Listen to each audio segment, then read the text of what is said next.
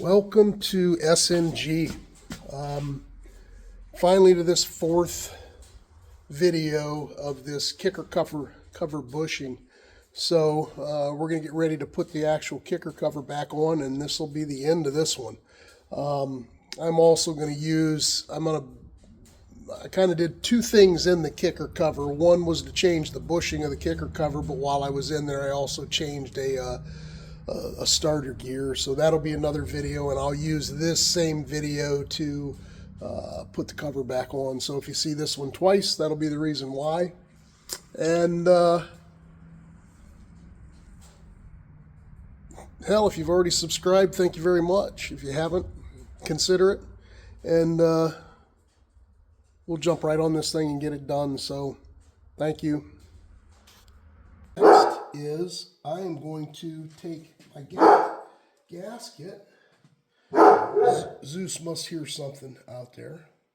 And I'm going to put that gasket, and I did clean this side like I cleaned the kicker cover side. So it's ready to roll, cleaned up. I'm going to take that, and I'm going to put that on these studs.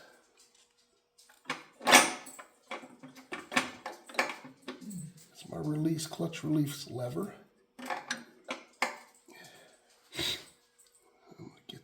On. Well, take your time, put that on evenly so you don't mess up a gasket. You don't want to have it too far on, or you won't be able to get your last one on. Okay. And over the years, what happens is, these studs get bent, and it becomes a little harder to push this gasket on. So you just kind of have to take your time. Don't get in a rush. Kind of go around. Take a little bit at a time.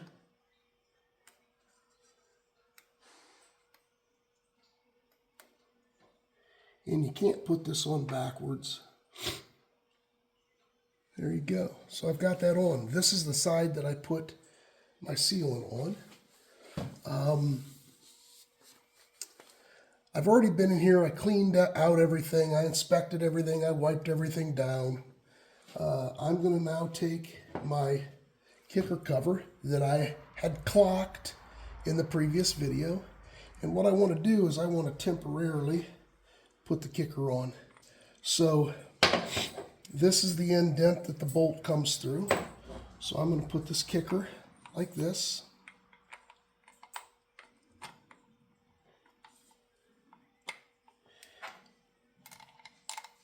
I'll go ahead and put my bolt through. There'll be a lock washer and a nut. And again, I'm putting this on here temporarily because I'm going to take it back off once it's mounted, and I'm going to shim this because I have, quite a bit of play, which typically cinches up. This cinch bolt, as you see, there's a slot. We pinch this down and it pinches this against here. But see the amount of play that I have? I'm going to be able to put a small shim in here, and I'll be able to tighten that all up real nice, and we'll do that in a later video. But right now I just want to put this on because when I put this on, and I hope that you can see my kicker. Oops. Oop. Well, my rubber band cameraman is crashing out on me. So what I'm going to do is first thing I have to do is I have to put my throwout bearing in the kicker cover.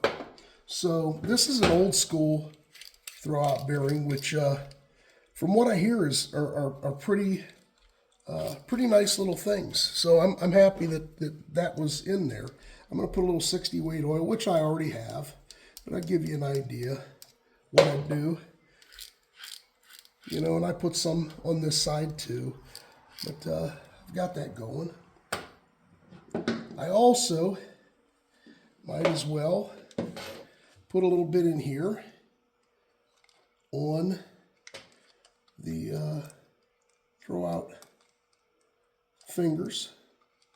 You know, anything that's going to be touching metal, I put on. And I'm not afraid to put a little bit on these gears. And again, this is what I'm going to be putting in it anyhow, so it's not going to hurt anything. But that'll just keep it from, it's going to be bathed in oil to begin with, so is this really necessary? I don't know, probably not. But you know what? Makes me feel good. Okay, so once that's in, I'm going to go ahead and put a little bit on the end of this where it touches. And this indentation here is what fits. That indentation fits on these fingers right here. So it goes like that. And this goes underneath your kicker gear and sets in there just like that. So what we're going to do now is, now that we have, I'll put a little bit of oil right in here where this push rod, clutch push rod is going to go. Okay. And here's what I'll do. I'm going to go ahead and pull this rod out, and I'll stick this rod, this hole, right inside of the throw-out bearing hole. Okay. And I'm going to get this up in here. Yeah, that'll be good for now. So I'll do this and get that in there. And once I know that that's in, okay, I can go ahead and start to put this up in. Now what I want to do, one of the things, ooh, I kind of got on there a little bit too much, but I've got that set there. Now it's setting, okay?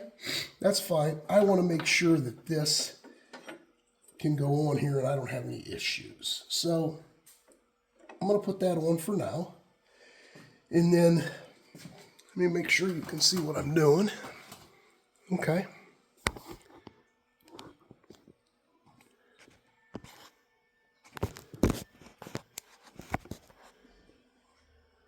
All right. So I have the push rod, the actual throw-out bearing rod, or the clutch push rod, into the throw-out bearing. I have it set here. I want to turn this back, okay? And when I come back, what I'm doing is I'm getting that to where when I put it in, I'm not fighting it. So you want to pull this back a little bit, and then I'm going to kind of try to wiggle this on. Oop. I let it go and it reclocked itself. So I'm going to try to take this back off without creating an issue.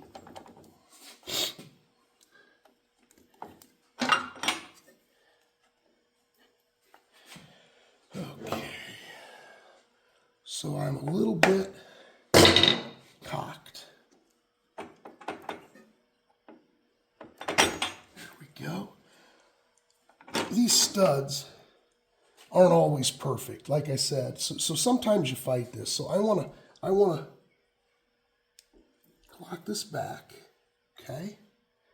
And when I have that back, now I'm going to try to push this on. Okay, and I have it on there now, okay? So before I let this go back, hopefully I can get that on, okay? I'm going to take a washer and a nut. And that's a fine thread. I believe that's a 5/16 stud. So I'm going to go ahead and hand tighten that down.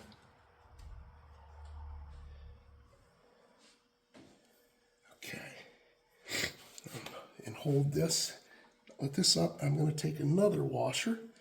I'm going to go to the opposite side over here, and I'm going to put one more nut on. And why I'm doing this is to keep this clutch or the starter cover back against the transmission to where I'm not going to disengage inside. So push that in. And if you need to get a little bit more, take a mallet hammer, a hammer. This is a rawhide mallet. And give it a little wrap and tighten it up. Hand tight, best you can. There we go. Now I can go ahead and let this back up. Okay. So now what I hope is I can get this on. Okay. And some of the times, I'm going to go to the other side and make sure. I should be able to look through here. Yeah, we're good. So I'm going to get to where I can see down. Get a little light. Let's see if I can take this mallet and knock this down on.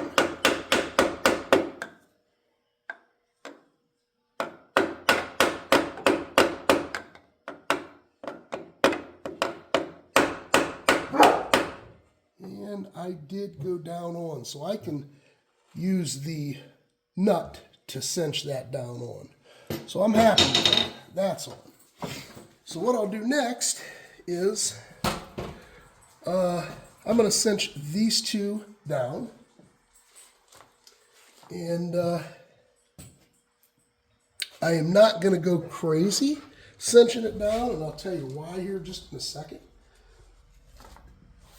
I need to grab something that I didn't grab, and I'll be right back. All right, so have the right tools now. So what I'm going to do, first of all, torque specs on these nuts. I did not find anything in the manual that showed torque specs. Most people put them together. They tighten them up, cinch them up, they're good to go. I did research, and what I did find is 13 to 16 foot-pounds. I went ahead and jumped on my phone, opened up a foot-pound to inch-pound calculator, decided, well, 13 to 16, I'm going to go 14, give or take, and 14 foot-pounds in that calculator equaled 168 inch-pounds. So I took an inch-pound ratchet with a half-inch socket, and I am going to take the two nuts that I put on, and I am just going to barely cinch them down, just a little bit, not a lot, just enough to know that they're seating, so that they're going to seat. Now the next thing I want to do is I want to look in this hole, and I'm going to look in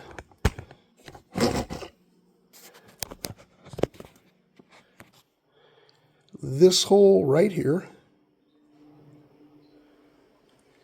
If I look in this hole right there, you can see that's my throwout bearing. So I can kind of see if that throwout bearing is in there and correct. And it is.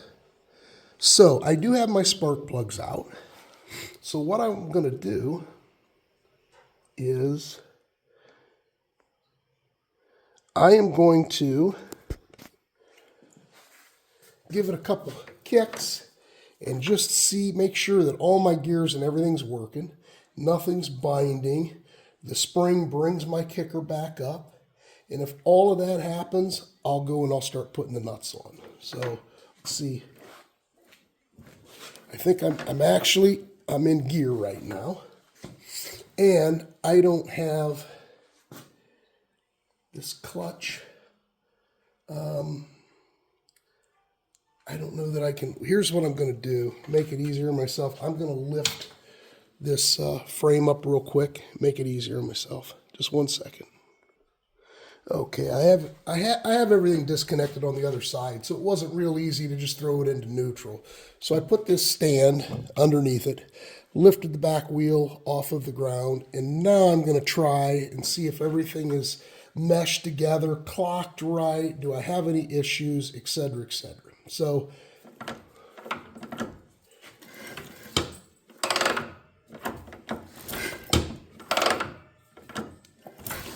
I am tickled to death. We're in good shape. So the next thing that I can do is I can go ahead and start putting all the rest of the nuts on. So I'm not going to bore you with that, but here's what I'm going to do. I'm going to loosen these two that I have cinched down just a little bit, and I go to the center. And if you have a manual, the newer manuals tell you exactly which ones to start with, and they have a torque sequence, and I follow it. That way it makes me feel good. Now, if you just common sense use the star pattern, or if you don't have a guide, I would typically start at this one here and kind of in the center, and this one here in the center, and I would lightly torque these down a little bit, not to the point where you got them at your full torque. I'll usually do, if I'm going to set this at 100 and, 68 inch-pounds, I'm going to go 25 inch-pounds all the way around. I'm going to go 60 inch-pounds all the way around, 90 inch-pounds all the way around, and I'm going to cinch it all the way. I'm not going to crank this one clear up to 168 and possibly bind things. Just take everything even, and your world will be better. At least that's what I've been told. So I would do this, and I would do this in the middle. And then I would come here, and I would come here. Then I would come here, and I would come here. And what I'm doing is I'm not tightening my two ends. And if this, for any reason, this is warped or not setting flush, and I have the two outside ones torqued, we're going to play hell pulling the inside in flush against. So start on the inside, and then kind of work your way out and around in an even way. That would be my suggestion. Give it a try. If it works for you, great. If it doesn't, then let me know. But so what I'm going to do is I'm going to go through, I'm going to get all the nuts on. I'll come back. I'll show you a little bit about how I torque. And then this project, this part of the project is complete. We'll be back in just a second. All right, so I have all of my nuts hand put on. I'll take that, and I'll bring them until I get them all. Matter of fact, I'll go ahead and just take this off, get it out of my way.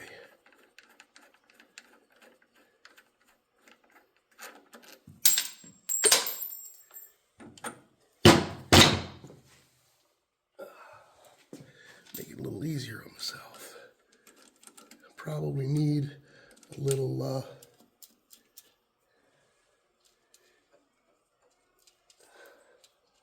universal for this one, since it sits behind that shaft. Maybe I can get on it now. Yeah, I can get on a little bit. So I'll go around and I'll tighten all these up by hand. Get them seated, and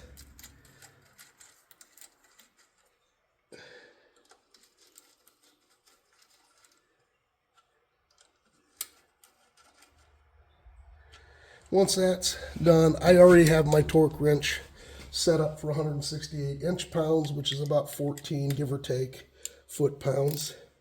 And I'll start here toward the center, and I'll give it a little bit. Now, if you wanted to, you could start at 25 and do them all 25, and then do 50, and then do whatever you want. I'm just kind of feeling, I can kind of feel how much pressure I'm putting up against. Good. And I'll come to this one. Good. I'll come to this one. Okay. And this one. This one here. This one here. This one here. Okay. Good. All right, and then I'll take this.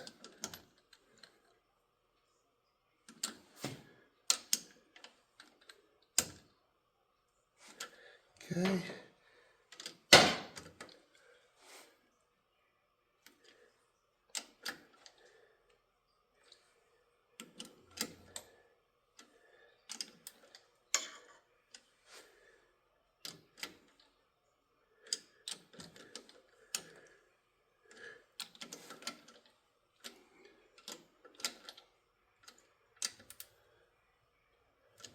And start back where I was at.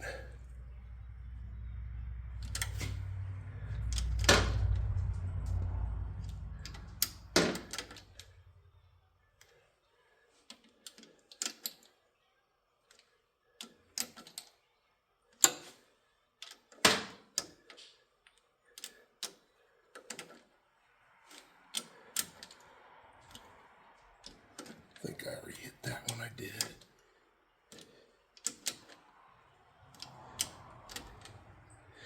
All right, we're going to start to go around again. And I would assume that, here we go. There's one.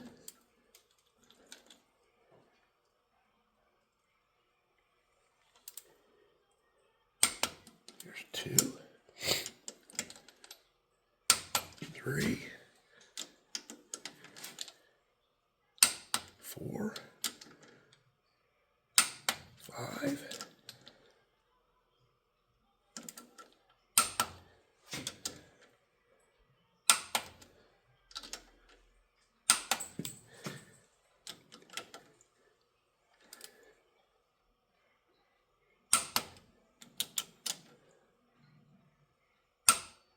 Okay, and once you torque them down, and I had them all clicking 165, 168 foot-pounds, whatever I was at, you'll push that gasket down, and that gasket will start to smash. So I usually let it set just for a little bit. I can go ahead now, drop lock washer on, and unfortunately, I think I beat the shit out of that nut trying to get this thing off.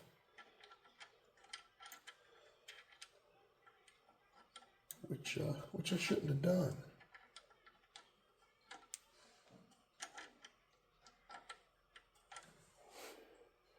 Which is actually keeping me from getting that on, so I'll go ahead and put it on this way. I wouldn't have to bust myself like that, but you know what? If you don't fess up to your mess ups, you never learn. So what I tried to do is I backed this off, right? And usually if I think what I did was I held this portion up a little bit because I didn't want to hammer down on this shaft. So I kind of held the shaft up, and then I took a hammer, and obviously not a rawhide hammer. I boom, boom, boom, trying to pop this out, and it was on so hard, I ended up having to take this oil filter off, which I think I told you in the last video, and use a puller to get that off. So in the meantime, while I was banging and dinging to try to knock that off, I wallowed out that a little bit. So that's good. I'm going to go back to this, and we'll see, and I'll bet you I get another little turn now. Yeah, I don't know if you could see how much I turned it, but watch this.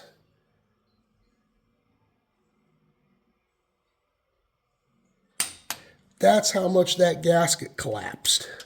So I usually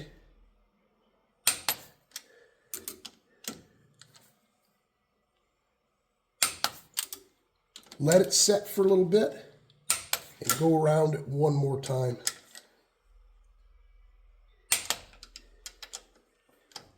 And if that's not kosher, you're not buying into that, let me know.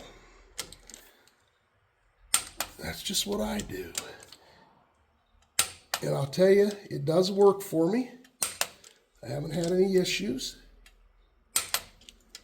And I kind of go around, make sure I'm there, and I feel really comfortable with that. So there you go. So kicker cover is on.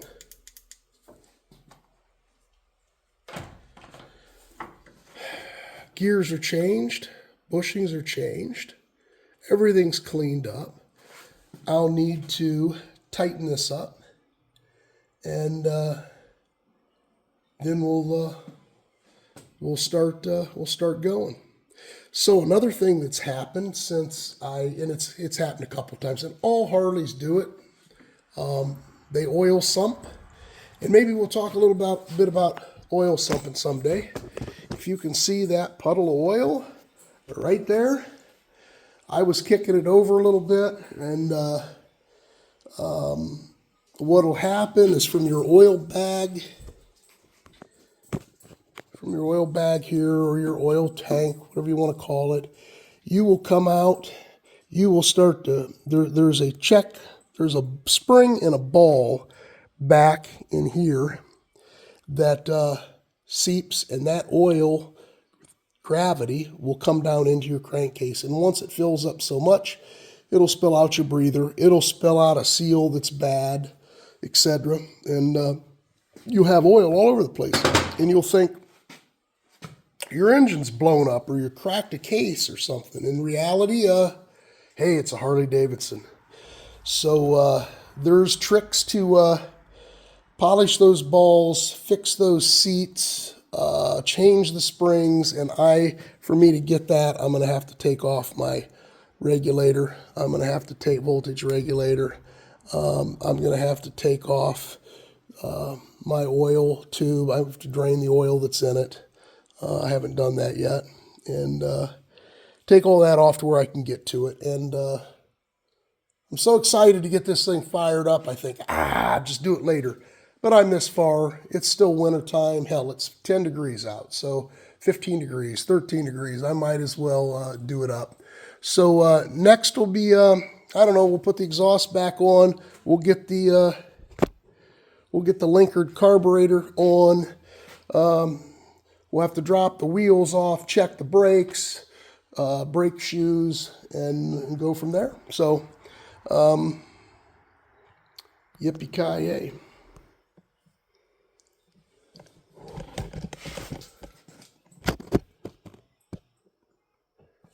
So,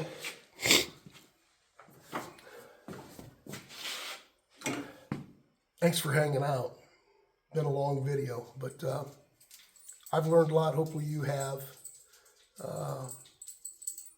Smash that bug, step on that butterfly, punch that monkey in the throat, and remember, if you ride them, wrench them, but only if you want to. Peace, see ya, enjoy your evening.